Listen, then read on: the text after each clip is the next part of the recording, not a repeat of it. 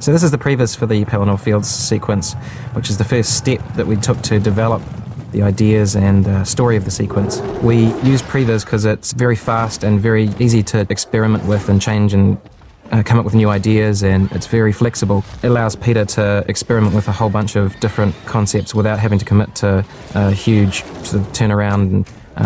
It's basically, it's like a storyboard, but instead of drawings we can use digital maquettes. Because Pelennor Fields is such a unique environment and so well described by Tolkien, there was nowhere in New Zealand that Pelennor Fields could be shot. So we knew early on that Pelennor Fields was going to be a full 3D environment and completely created. The virtual environment was quite an interesting exercise. It involved collecting a lot of photographic material from different parts of the South Island down at Twizel. And we also went to the area around Mount Cook and took a lot of reference photographs. The big sweeping helicopter shot over the Rohan horsemen, we ended up doing that digitally. But for most of the mumakil battle, we tried to shoot as much live-action horsemen in battle as we could get, just because of the believability and the realism of the horses. Now, it caused a lot of problems in that anything you see behind them in that green or blue screen had to be completely replaced, which included hand painting and rotoing and many, many iterations in layering the shot together. All the mumakil, of course, are keyframed, animated by hand, that is, as were all the contacts with all the special stunt digital doubles. We had a library of various mumakil rampage actions from which we wove together all these shots. Sometimes we'd throw in an object like this sword that gets hit, just to show some sort of contact and give a little bit of odd detail. The feet and lower legs of the mumakil were rigged to compress, to give them a feeling of weight so the animators could control how heavy the footfalls were.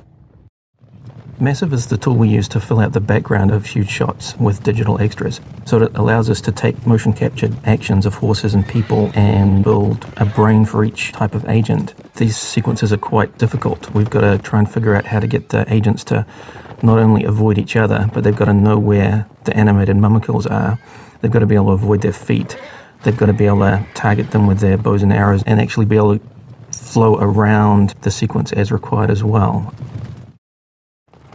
A bash comp is taking all the different bits and pieces and layering them in such a way so that it looks like a complete scene with a lot of depth to it.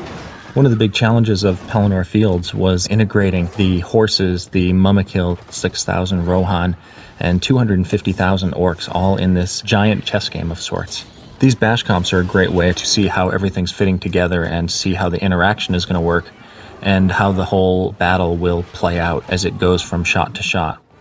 These final shots took anywhere from a month to 5 months to finish, depending on complexity and the elements within the shots.